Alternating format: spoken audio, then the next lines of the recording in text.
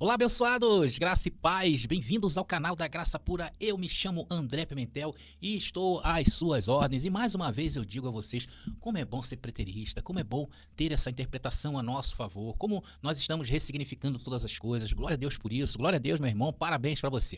Bom, irmãos, vamos prosseguindo em nosso estudo sobre a interpretação que entende que todas as profecias bíblicas foram cumpridas e que a escatologia bíblica está toda consumada ali no ano 70, na primeira era do cristianismo, com a destruição do templo pelo exército romano. Hoje, quando falamos que 90% do Apocalipse é constituído de figuras de linguagens, de metáforas, e que essas figuras pertencem à cosmovisão hebraica do primeiro século, e isso não nos espanta, não é verdade?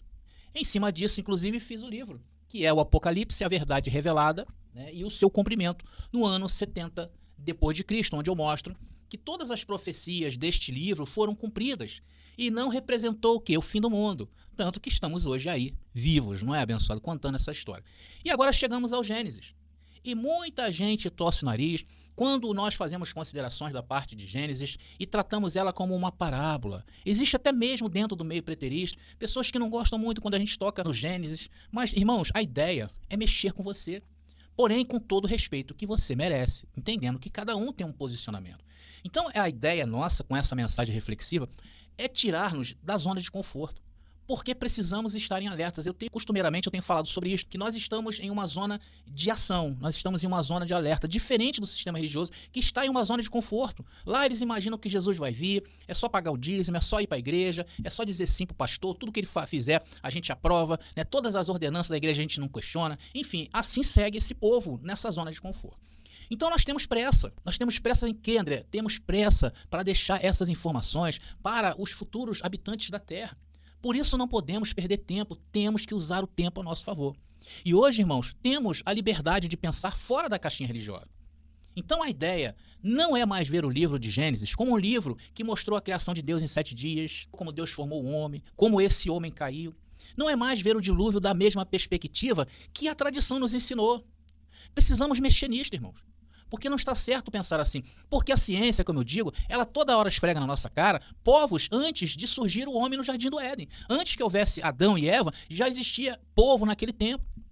A ciência prova que a Terra ela é mais antiga do que os escritos da Bíblia. A ciência prova que os relatos sobre Abraão remontam à Mesopotâmia. A própria Bíblia, irmãos, dá sinais de haver vida antes de Gênesis. Então não podemos ficar de braços cruzados numa zona de conforto, enquanto milhões de cristãos do cristianismo tradicional todo ano estão virando ateus.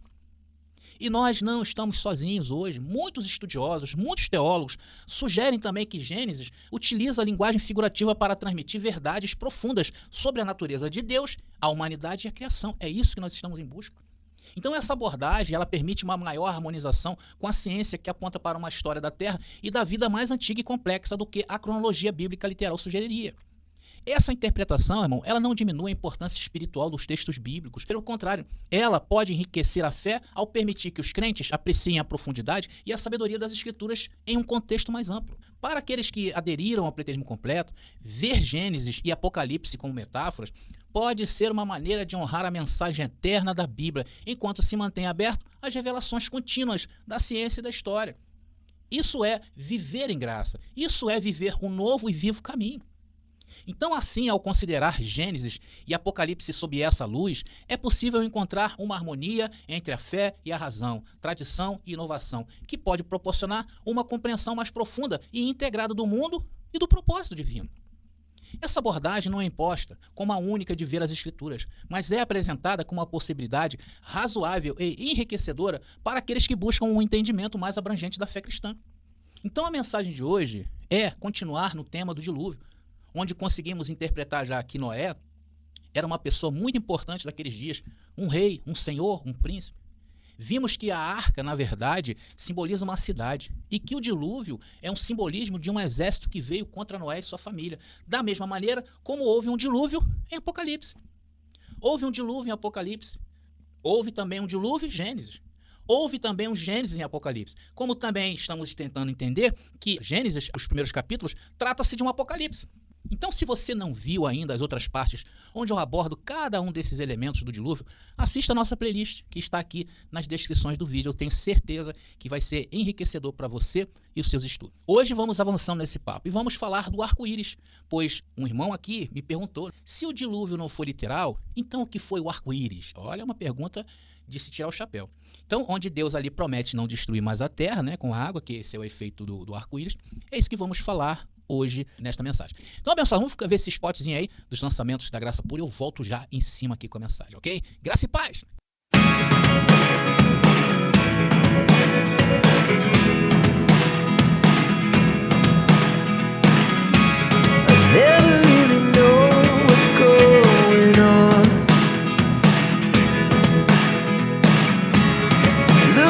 Sometimes like all you want to do is run.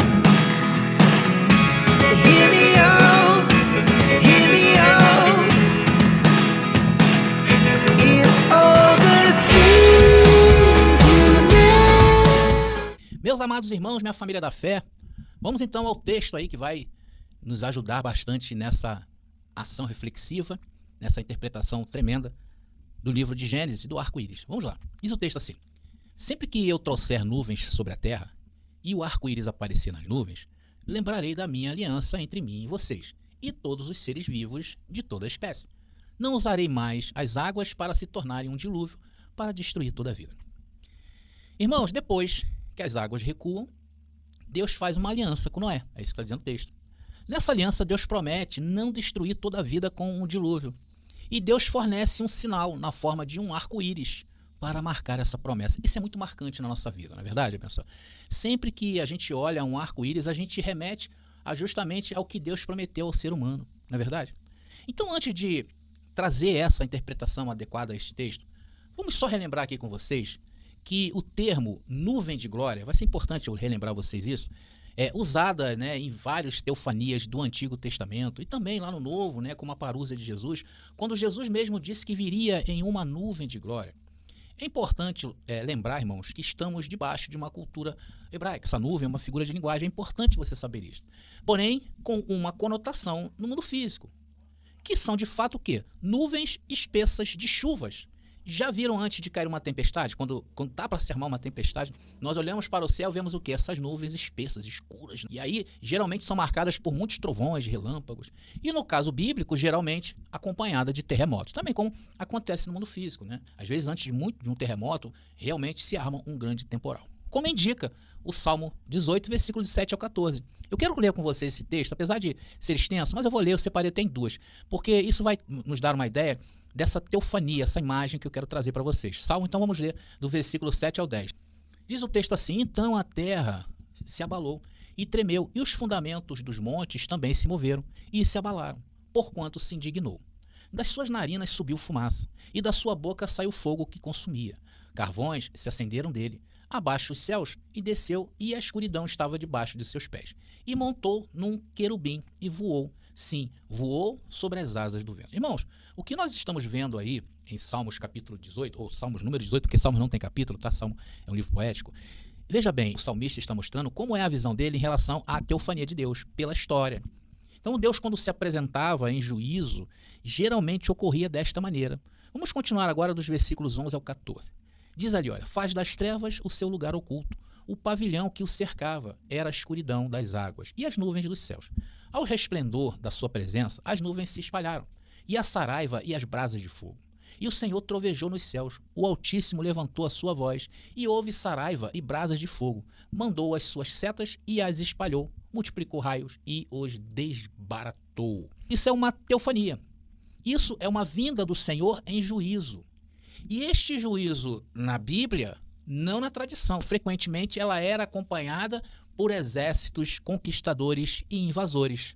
Como eu vou mostrar um paralelo disso aí em Joel, capítulo 2, versículo 10 e 11. Preste atenção nessa parte da mensagem. Diz o texto ali, olha: diante dele tremerá a terra, abalar-se-ão os céus, o sol e a lua se enegrecerão. Veja bem que toda essa parte de juízo, dessa vinda do Senhor no Antigo Testamento, a linguagem parece ser a mesma, na verdade. Da mesma maneira, se você observar, Jesus também faz uso dessa linguagem. E as estrelas retirarão seu resplendor. E o Senhor levantará a sua voz diante do seu exército, porque muitíssimo grande é o seu arraial, porque poderoso é executando a sua palavra, porque o dia do Senhor é grande e muito terrível. Quem o poderá suportar? Irmãos, aqui, Joel, em seu contexto histórico e natural desse livro, eles estavam diante de uma ameaça.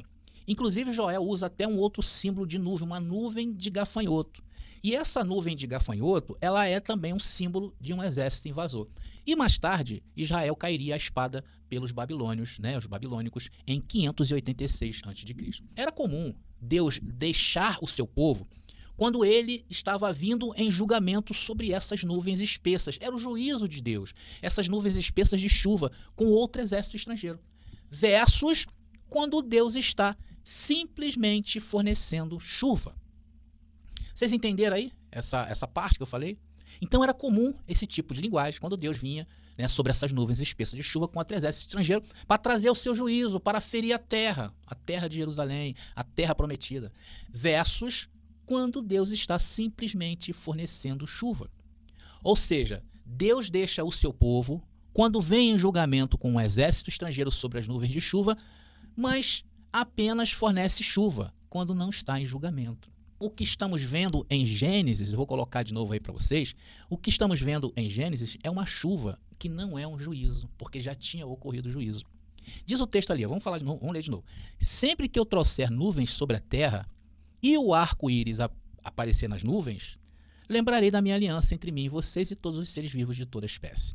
Não usarei mais as águas, no caso eu botei entre parênteses ali o juízo, para se tornarem um dilúvio, exército, para destruir toda a vida. Ou seja, irmãos, a presença do arco-íris é o sinal que Deus usa para distinguir o julgamento da paz.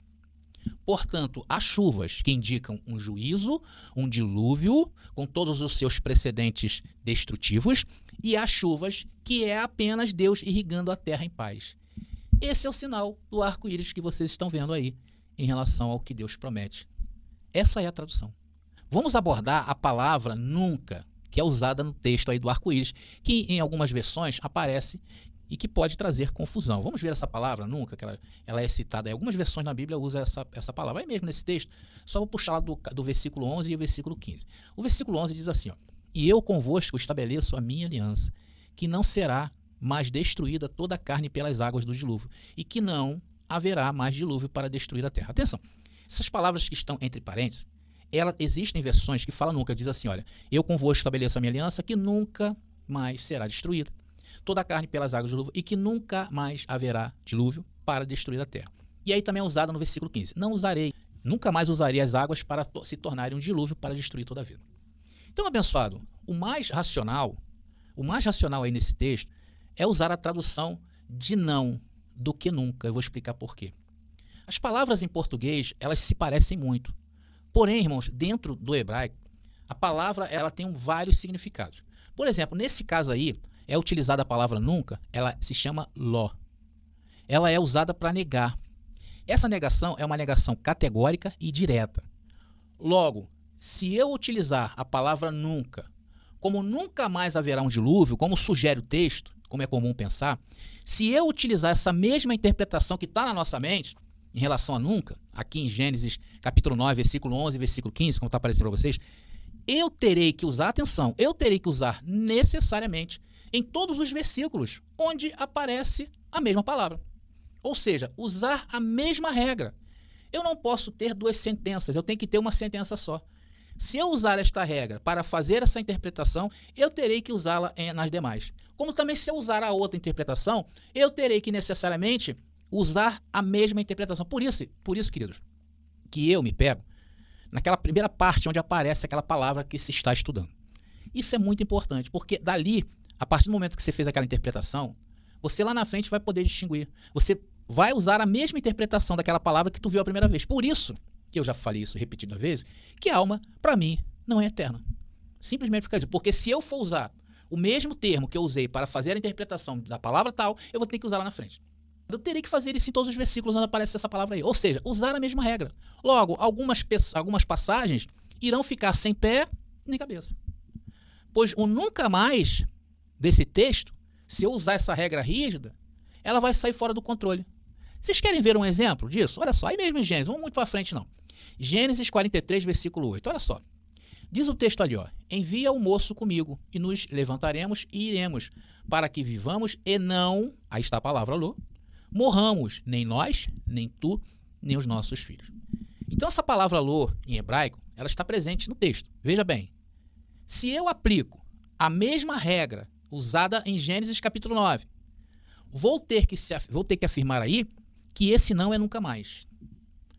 Agora uma pergunta fica no ar: será que estes personagens desse texto, quando Judá promete levar seu filho mais novo a José para que ele possa comprar mais grãos, não morrerão? É nunca mais, não morrerão?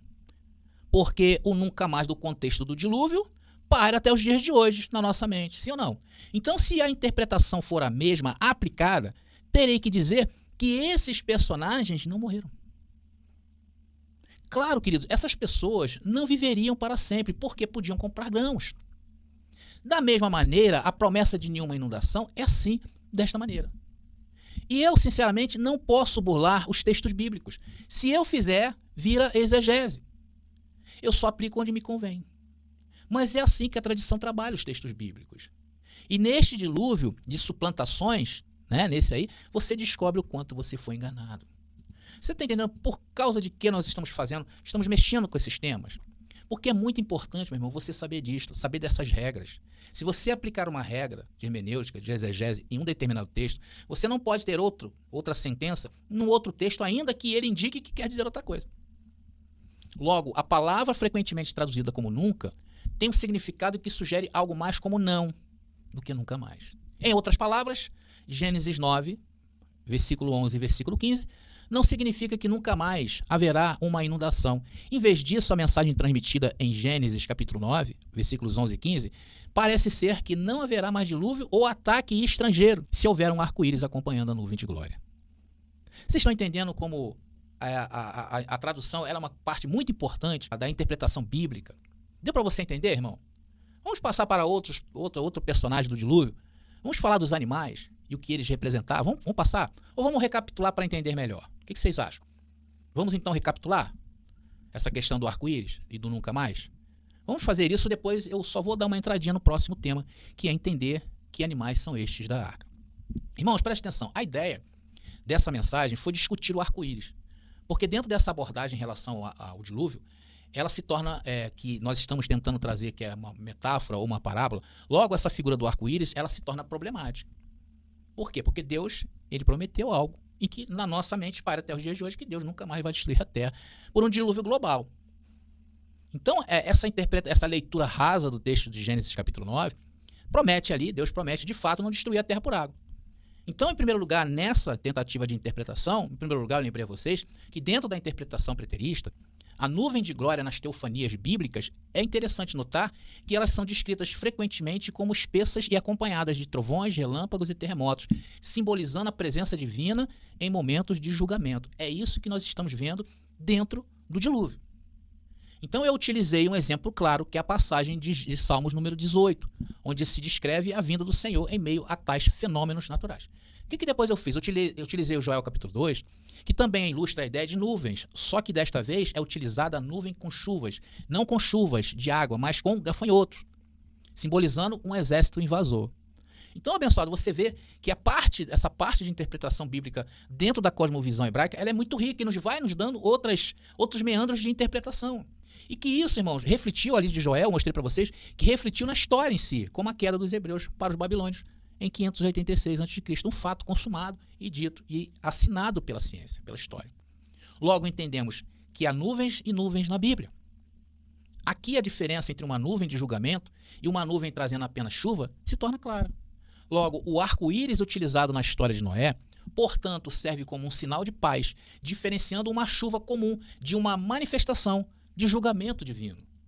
Depois eu abordei com vocês a problemática da palavra nunca, do texto, onde Deus promete nunca destruir a terra, outra vez com água. Dá essa ideia que o dilúvio aconteceu de fato, literalmente. Então nós tivemos que tratar essa palavra nunca. Então, sobre a palavra nunca, que aparece em algumas traduções da Bíblia de Gênesis, é crucial entender o seu uso no original hebraico. A palavra lo é uma negação categórica, significando não, em vez de nunca mais. Tem diferença entre não e nunca mais. Depois mostrei que aplicar a tradução nunca de forma rígida pode levar a mal entendidos em outras passagens bíblicas, como em Gênesis capítulo 43, versículo 8, onde se poderia inferir incorretamente que os personagens nunca morreriam. Isso serve para diferenciar o que são os dias de chuva natural e também para saber de outros dilúvios que a Bíblia aponta que existiram, como, por exemplo, a queda de Israel, que eu falei ainda agora, para os babilônios em 586 a.C. Foi um dilúvio. Houve um outro dilúvio também na queda do templo, no ano 70, na parusa de Cristo. E essa foi a maior de todas, onde o templo e o sacerdócio levítico saíram de cena para sempre. Para dar entrada o quê? Para dar entrada ao quê? Ao novo de Deus no seu reino. Então essa compreensão, ela nos permite apreciar a profundidade e a coerência das escrituras, evitando interpretações que distorçam o sentido original dos textos. Isto serve também de entrada para a gente falar no próximo episódio dos animais da arca, lembrando que estamos diante de uma possível guerra, onde Noé é uma espécie de rei, está em sua cidade entrincheirada por um exército invasor, que é a sua arca, né? O dilúvio é a arca, representando a cidade, e um dilúvio, e que é uma guerra. E que lá dentro há pessoas de todas as espécies, humanos livres e humanos escravos, humanos limpos e humanos sujos. Então você vai entender muito bem essa nossa análise sobre os animais aí dentro da arca. Também é incrível, tá bom? Nós vamos ver em breve, no próximo episódio. Eu vou ficando por aqui. Obrigado a todos vocês que estiveram comigo até agora. Espero que vocês tenham entendido. Se não, vejam de novo, reveja. Estamos saindo da zona de conforto em mais um grande tema aqui da Graça Pura. Graça e paz e até a nossa próxima mensagem. Descubra 33 Maneiras de Matar o Diabo, uma obra corajosa de André Pimentel, que explora as 33 passagens bíblicas que mencionam o temido diabo. Desvende os mistérios, enfrente dogmas e desafie crenças arraigadas. Cada página é uma revelação, cada passagem um convite à compreensão profunda. Não tema o desconhecido, abrace-o. Adquira o livro agora no WhatsApp 21 979 87 46 68 e embarque nessa jornada reveladora.